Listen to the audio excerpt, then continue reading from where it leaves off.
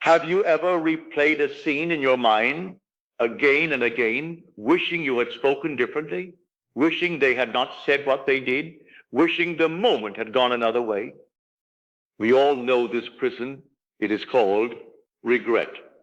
A word spoken in haste, a chance you did not take, an act you cannot undo. And though the clock has moved forward, within you the memory still lives, as though it were happening even now. The world will tell you the past is finished. Nothing can be changed. But I tell you the past is not dead. It is still alive, still breathing within you. And because it is alive, it can be changed. You are not condemned to carry yesterday like a burden upon your shoulders. You are not fated to remain the victim of a story written long ago. Within the theater of your imagination, you hold the power to take the very scenes that trouble you and alter them. This is what I call revision, the art of rewriting the past, not with ink upon paper, but with feeling upon consciousness. And when you dare to change the record that plays within you, the outer world will rearrange itself to reflect your new memory. Perhaps today you argued with someone you love, and the words echo still. Perhaps years ago you made a choice with money, with career, with family, and even now it rises up in you with pain. Whatever the scene may be, it has only one purpose: to reveal the creative power within your own mind. For imagination is the only reality, and imagination does not care whether the scene lies in the past or in the future. What matters is the state you occupy when you bring it before the inner eye. So I say to you, you can change it. You can take that which shames you, that which torments you, and you can replay it until it ends in triumph. And as you persist, you will discover that you are no longer chained to yesterday's mistakes, but free to walk in a world that mirrors your revision. This is the gift placed into your hands. To change the past is to change yourself, and to change yourself is to change everything. Why does revision work? Why should a memory fixed in time bend to the touch of your imagination when the world insists that what is done? Because consciousness is the only reality. The past you carry is not stone. It is thought, and thought is pliable. Every event you recall is not a photograph filed away in some cabinet, but a living picture trembling within you. Each time you remember, you do not pull out a record. You replay, and in replaying, you reshape. Men will tell you, you cannot go back. You cannot undo. But I tell you, nothing is ever finished until you decide it is finished. The past you mourn is only present feeling clothed in the memory of yesterday. Change the feeling, and you have changed the past. When Scripture declares, the former things are passed away, behold, I make all things new. It does not point to a distant heaven, nor to the grave. It speaks of this very moment, your power to take what was bitter and make it sweet, to take what was shameful and crown it with honor. Think of it. The argument, the failure, the closed door, all of it still lingers in you, not as fact, but as sensation. And sensation belongs to imagination. This is why revision works, because the world without is nothing more than the outpicturing of the world within. If you continue to hold the memory as it first occurred, your present state remains bound by it. You walk as though shackled by a chain. But the instant you dare to see it differently, to feel it end differently, you step into a new state. And the world, obedient to your assumption, reshapes itself to mirror your revision. Do you not see? The outer world cannot resist the inner decree. Life bends to the pattern impressed upon consciousness.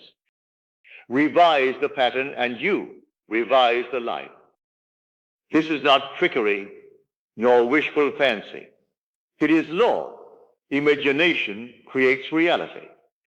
The only reason yesterday still torments you is because you allow the old image to live on. Replace it and it dies. Replace it and a new order rises in its place.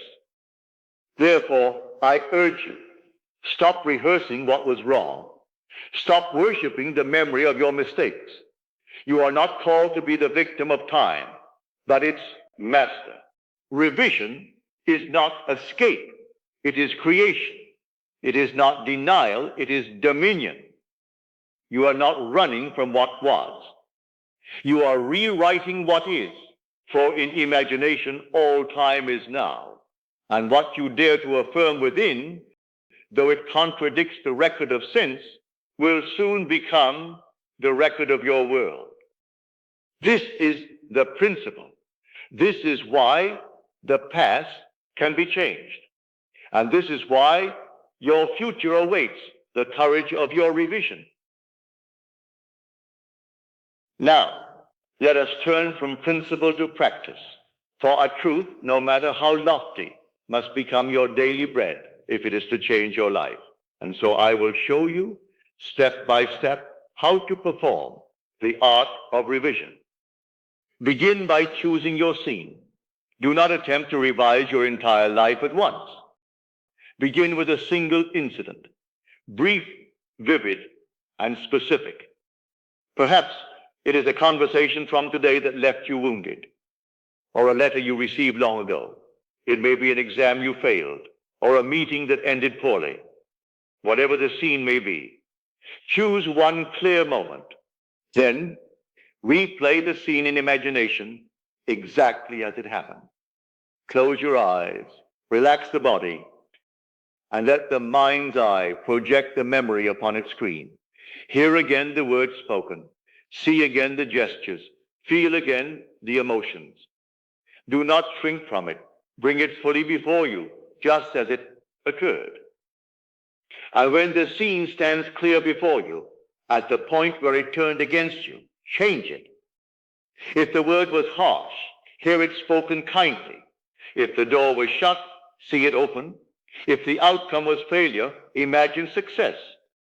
Do not rewrite every movement, but only the crucial moment that determines the feeling of the whole. Now comes the heart of the work. Feel the new ending until it seems natural. Let your heart say, yes, this is how it happened.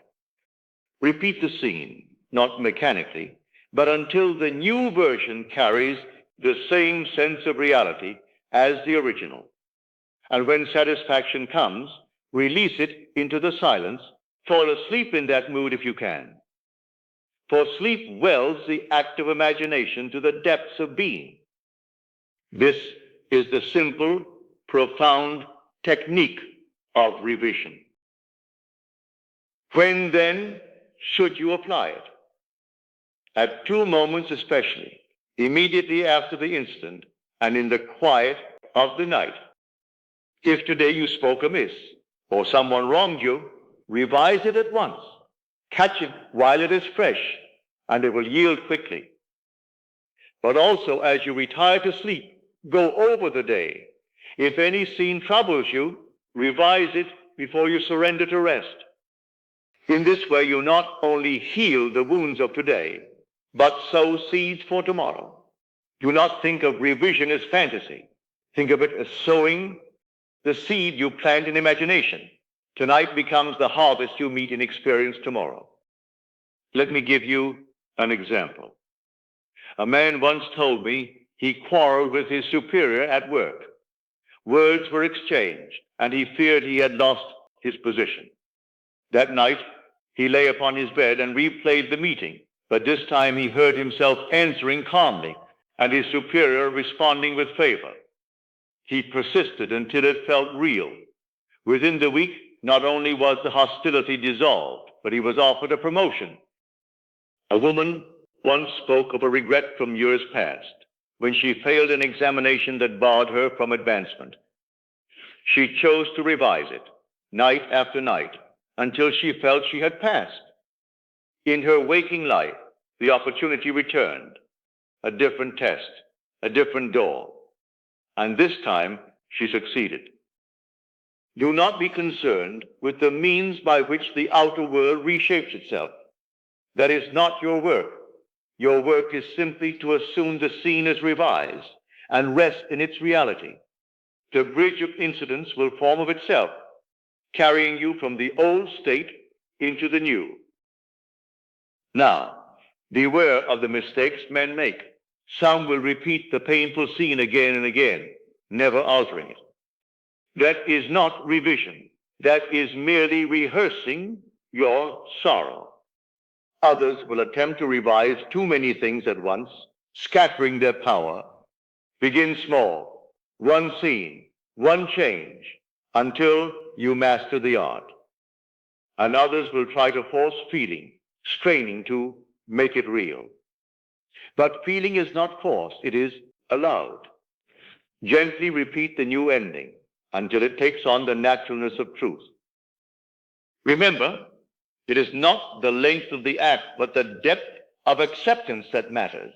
A moment of vivid conviction outweighs hours of labor.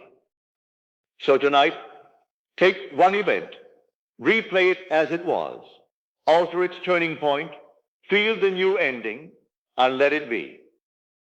Do this faithfully, and you will discover that you are not bound by yesterday. You are free to write anew, and the world must echo your revision. Let this art enter the fabric of your life. For revision is not meant to remain a theory or a lecture.